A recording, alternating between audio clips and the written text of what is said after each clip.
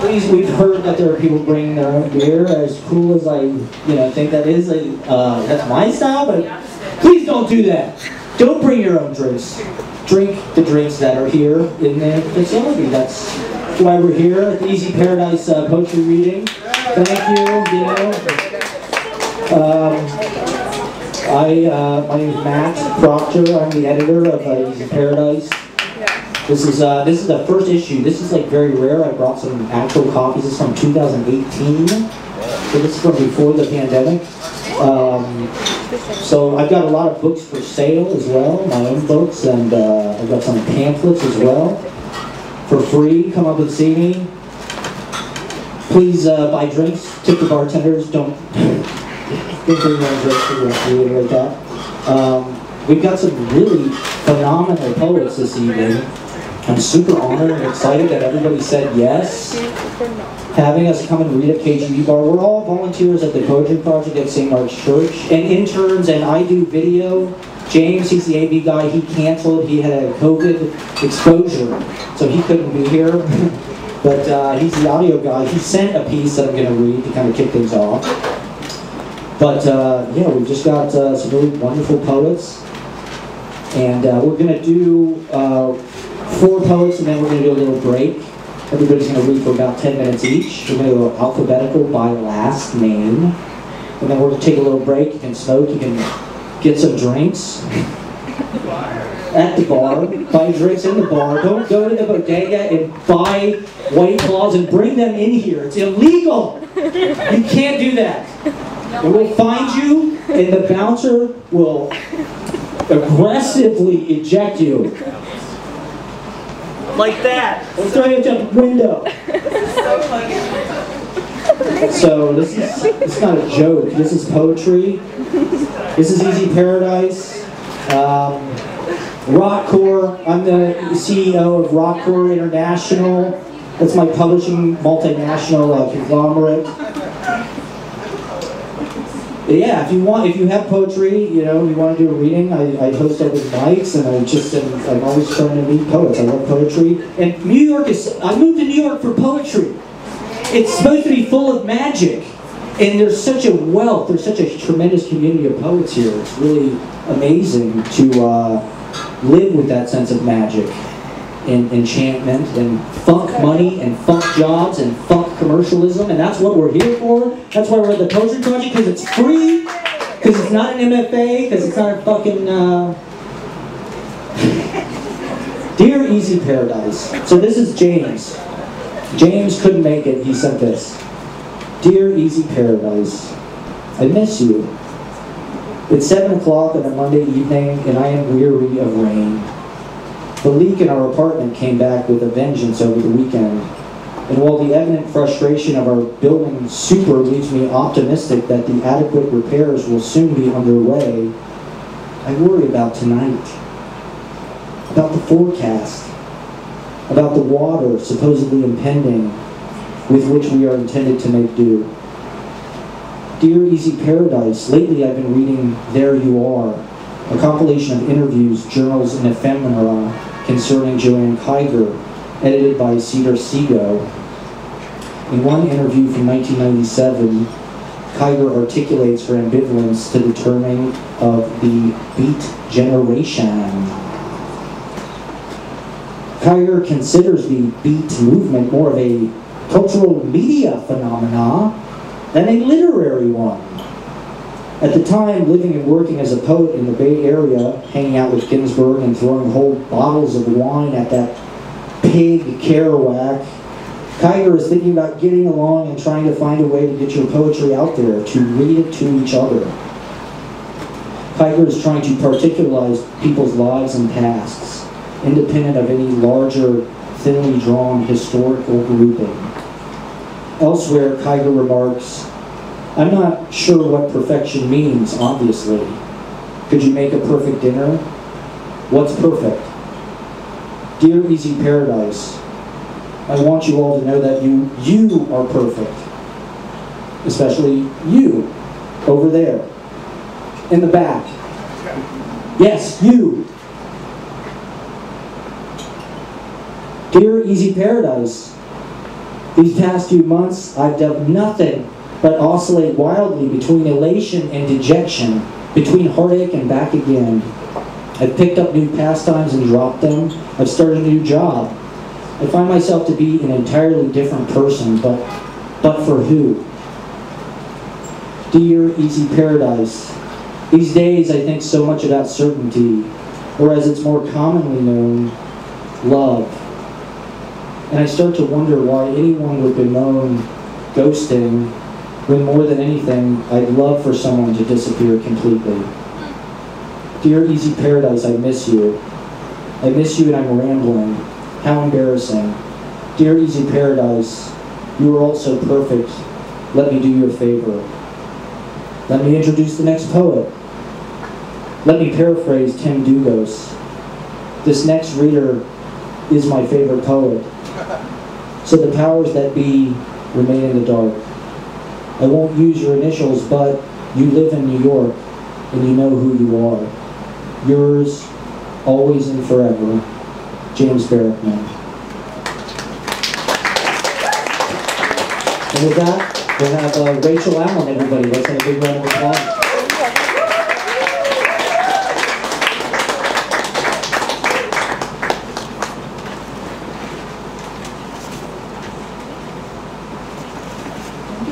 Thanks, James and Absentia. Thanks, can't hear you. Better? Yeah? Can't hear you. Maybe a little closer. Yeah? Yeah. Alright. Thanks, Matt. James. Easy Paradise. Alright. This is called Firma. Wrote a long time ago, but I want to read it now. Okay. Called plans, the scrolls my father carried, with no particular care, unrolled to show what would become of stuff in space. Some who see voids and seek to fill them reach first for paper. Whether God sketched the universe before he breathed it isn't known. All along, perhaps he thought of the world as a draft. It may be that he was unsurprised at having to flood the thing and start anew. Could deluge be reimagined as revision? Material God felt salvageable, he lived in Noah too. But followed a 3-tier arc made of gopher wood and sealed with pitch. It was 300 cubits long, 50 cubits wide, 30 cubits tall, and per God's stipulations, it was divided into caverns called Kim. Inside lived Noah, his family, and 2 of every plant and animal on earth. I've wondered if the remarkable specificity with which God replicated the world he was about to destroy arose impulses, archival or nostalgia. The person who describes, in annotation and line, what is to become of his void and how, participates in orthographic projection. Typically someone else completes transliterative process through which image becomes edifice, construction. So lately I've been working on this series of poems called Why I Am / Not. Can you hear me? No? Yeah? Okay. I'm thinking of it as like a sort of dialectical exercise in channeling, maybe, identity, identification, identifying and then negating what you just identified with, channel, explanation, disclaimer, I don't know, we'll see. So everything is sort of structured like why I am and then why I'm not, the thing I've just identified with. But I thought I would just read some of those why I ams and why I'm nots. Why I am my mother. May, a stasis, woke and wept with the need for a victim. Watched this analysis show in treatment past 5 a.m. No moves, stuckness. Is it the lack of operative thirds? A sense of life directed by children, a tyrannical anxiety produced and put off into others, to be confined by the absence of a boundary, to be enveloped by what exceeds our boundedness, the bulimia of being loved and loving, the Jonah and the whale consumptive quality, the dire importance of transcendence over eminence that is that inescapability not be the final word? Is it that the only response to one engulfment is another, and the only counter to all-encompassing reality, the incommensurable encompassment of another? But what about cracks, lightness, swimming lightly and freely away? What about the written charm of good forever? Why I'm not your mother. Athenian Heberper only putatively in want of the metaphysics. I like virgins, children, barren wombs, open tombs, ants, I like the number one, nothing only in theory, multiplication. I like pure possibility. I dislike the definite. The loophole that shows the beloved universal is not, makes it lovable. And then I have these, why I am an American, why I'm not an American. Read this, why I am an American, and you can say if it's too fucked up to continue.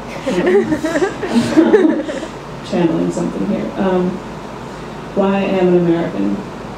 Center of the universe, lacking all sense of propriety and perspective, letting disco be the meaning, house the feeling, sensuous and blind in a single generation, faintly or persistently haunted by only the most explicit overtures of ocean tide, inarticulate to the actual, sentimental, spontaneous, armed, ready, utopian, ahistorical, uncertain.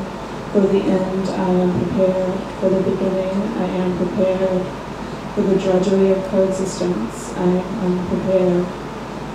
Blissful, battered, oblivious, oceans of absence, oceans of presence, what was a wake of encumbrances, massive geographies, much diminished by clearance, counting severance a great victory, licensed virtue, simultaneous to dark protestful perpetuation, glorious ignorance of absence, adoration of anonymities, detachments, never sayings, obliqueness, the great opacity, the great unknowing, the great undoing, the new coats of paints, the great gorgeous glamour of surfaces, chopping through my name in their mouth if you don't know me, Marilyn Monroe, Mark Twain, Lovely Providence, Magic Mike, onomastics of a gentleman, synonyms for necronym, the wisdom of sales girls and street preachers, he, she, as long as you call before the quick and the dead, the maker,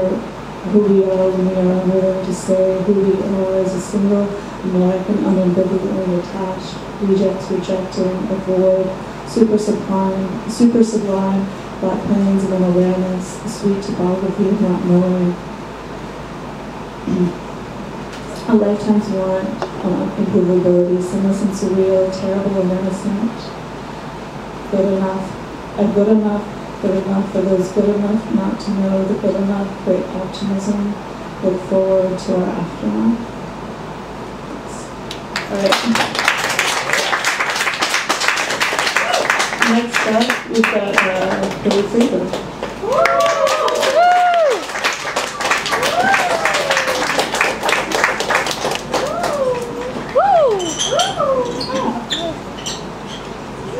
I just want to start out by saying thank you to Matt for organizing this, and thank you to KGB Bar for having us, and I'm really excited. This is my first time reading in New York City.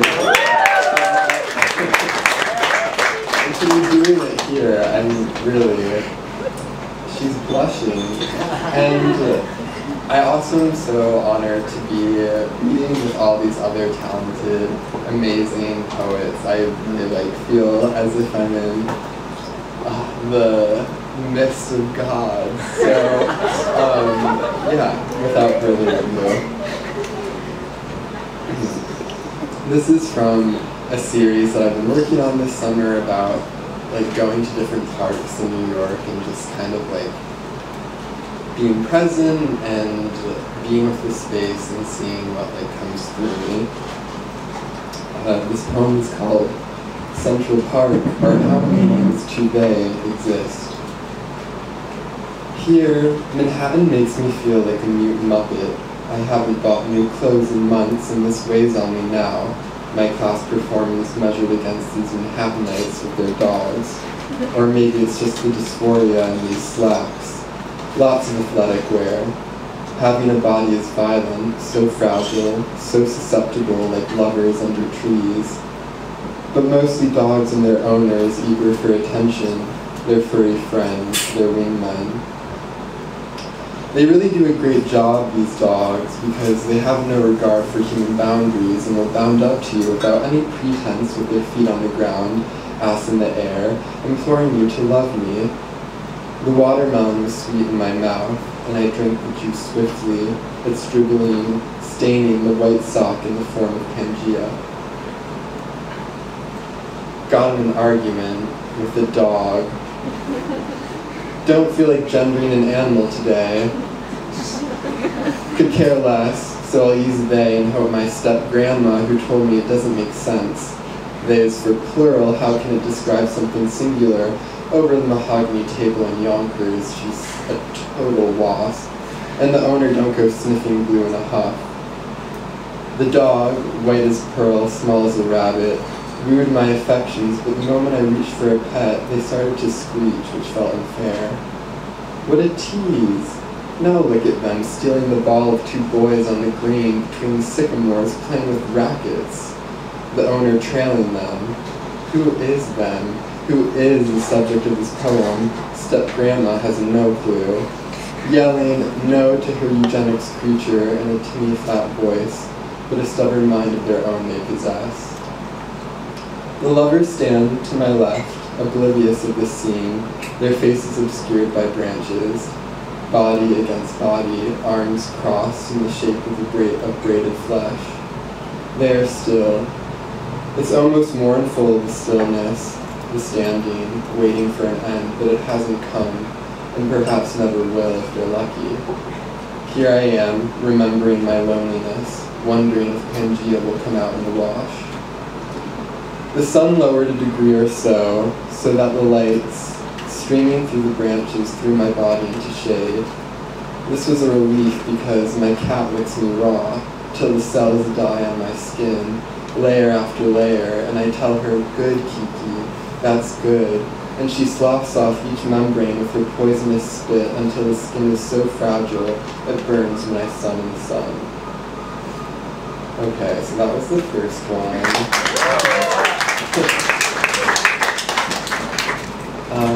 And then this is just a little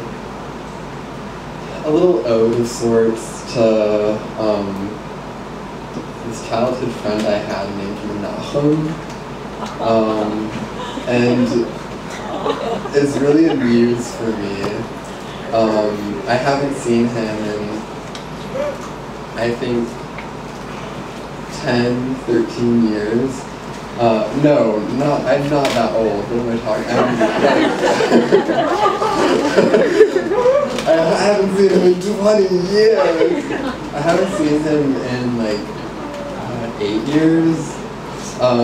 There's a lot of distance in our relationship.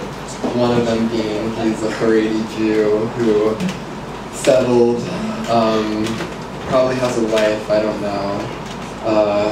Went to school in Chicago. That's enough about Menachem, alright. My friend Menachem.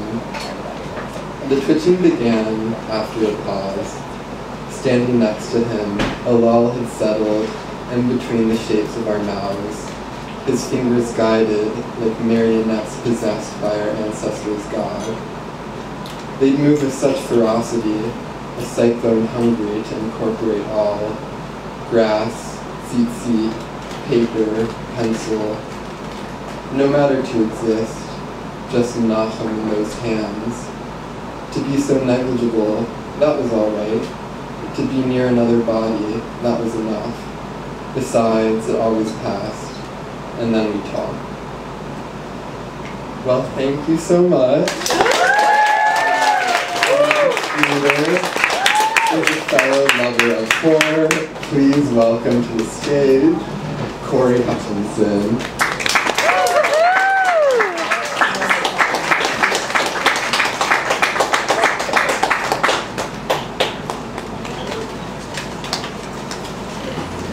Can you hear me?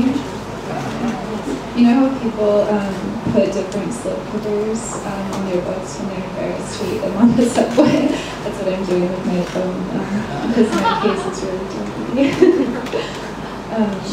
I'm really happy to be here, and most grateful for all of the people I've met and for all volunteering with the project.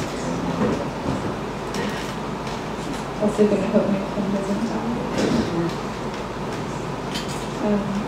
I'm going to read an excerpt from a Walker piece that I'm working on, tentatively called a bestiary right now, in reference to a section of an Anne Sexton book called A Bestiary USA, which is such a good title, and I wish it was mine. A bestiary. Splashlessly we try to vibe with the gazebos, each of their meals under crushing wild whimpers. To the right, horned flowers, one horn for rearing, another for sitting. Finally, my mailbox is full of uncles. I took a chance on the tone, have some moons over here. The bug tunnels through the morning glory, upside down, unaware of the posted signs. Awful flock of developers, rattling their engines against the vines of us. Is this image interesting? Does quantity only calculate what can be taken away? Adult ear infection. The mucus muse in my throat is signaling to noise, calls open my openings. I think of you and you.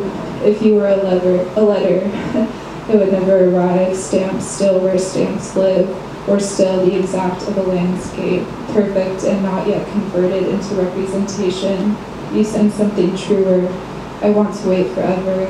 You release the doves and all that followed were feathers who know where they're going. Hyperlark flown, your impressions of this. I want a life organized by lemonade, made by unpermitted vendors, other people's children, to be taught the lessons of neighbors over and over.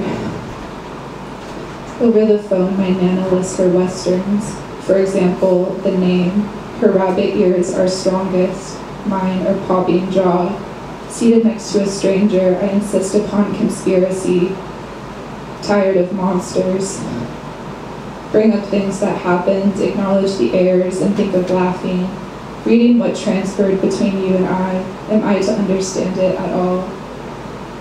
In the workshop, the so-called low-skilled are summoned to raise the dead, to raise the thinker's wages, hourly invoices for thinking. Seriously, isn't that so funny? And I cry and cry for nothing, satisfied by all the zeros that follow, like motorcycles migrating towards someplace cooler. I want to talk about literally anything else. For example, love, and the sink is left unattended to catch a glimpse of the parade. In the spirit of peace, the olive branch broaches the fabric, 2 small holes turned in. During the movie, we watch together, but not together. We imitate the dancer, Hellenistically in fragments, by throwing on scarves and growing mustaches. During the tragic scenes, you text, it's so sad that people are self-conscious about dancing. I text, I long to one day be so jealous that I steal salt and pepper shakers.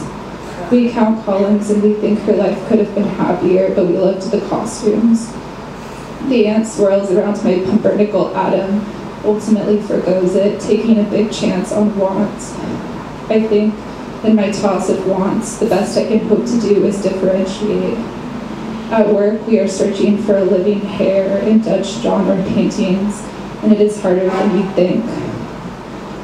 Sitting in a patio chair pentagram, I learned from the now acquainted stranger, cousin to anyone, that the Russian word for ladybug means literally God's little cow or God's calf, in Portuguese, little Joanne, Farsi, shoemaker, in Finnish, a tree or blood. In Middle Ages France, a ladybug is said to have landed on a prisoner's neck and delayed an execution. The prisoner ultimately pardoned. In fables, in language, this reality writing others so that it can remain the same. the inventiveness of morals, lessons remembered as confederation, and imaginaries threatened by ongoing existence, retaught by song and animal, until we really understand that thing in the near air, it wasn't a ladybug after all. Forever is 60 cents in value right now.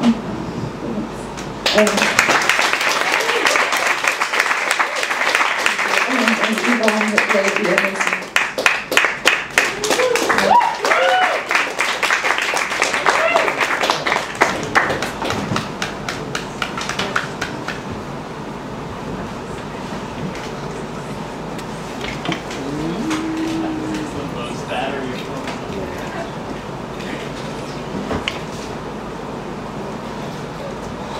Find my phone.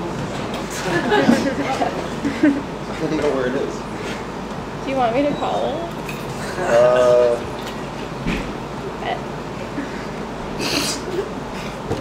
Give me a sec. Is it over there, Chip?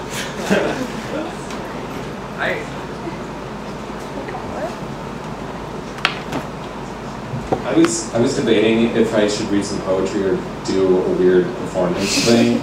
So I think maybe this is the sign. So I should do my weird thing. I wanted to do, if it's okay to do this, I wanted to do a little plug. My partner and I run this press called Gender Fatal, and we have a book of my poems coming out, and I just thought I should mention that. But,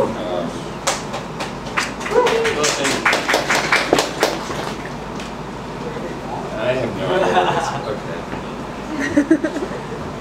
Hold on.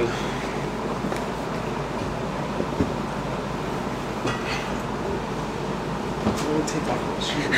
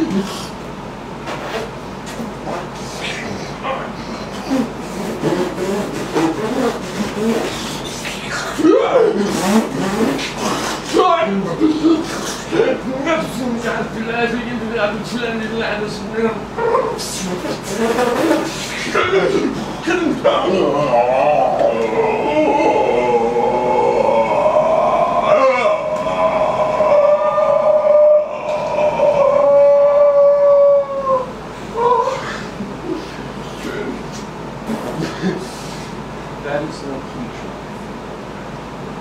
The young and money on the stars. Birds in the trees.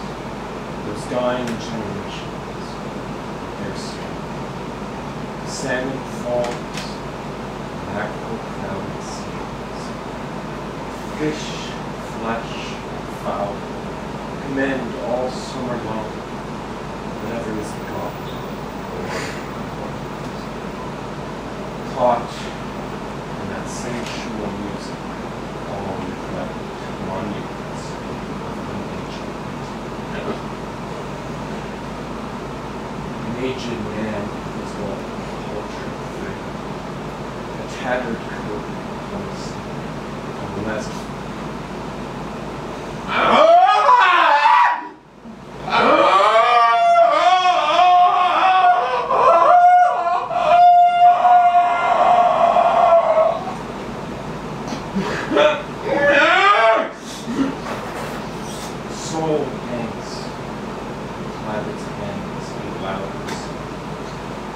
every tatter its mortal place. There is no singing school to study, monuments its own magnificence. Therefore our sail sees holy city Santa. O sages standing in God's holy fire, is an old mosaic of the wall. Come from the holy fire, Kern and Giant, and be the singing masters of my foe.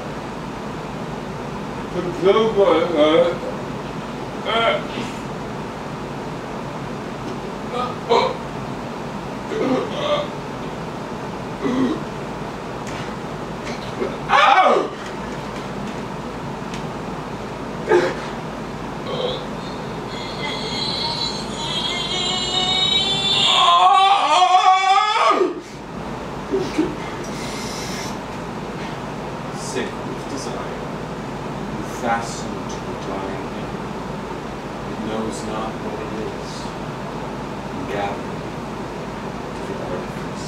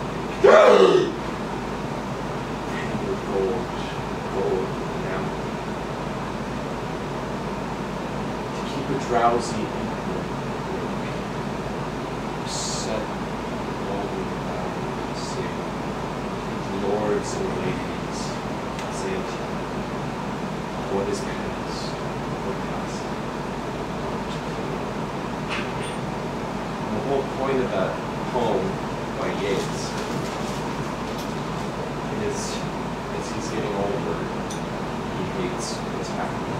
He's not what he says. I want to be a piece of racial poverty on the last word. And I fucking hate that. The idea, we are the young in one another's arms, the dying generations. I would much rather be that. Anyway, thank you. Yvonne Lebien, everybody. Let's have a big round of applause. Phenomenal. You're my hero. It's incredible.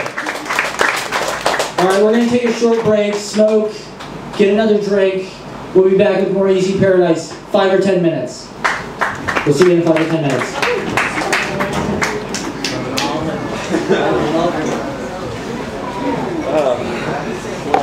I mean, I couldn't find my fucking phone, so what else was I supposed to do? Hey. My friend Lenny, Ida. Nice to meet you. I've kicked out everything you have done. Lenny. Nice to meet you. Fucking you too. Thank you. We're going after the break. Yeah. Oh, both of you. Awesome. I think we're the last.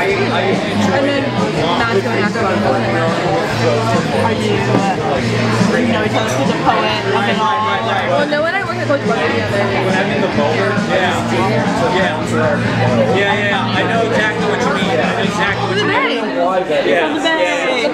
I'm going to the Bay this weekend.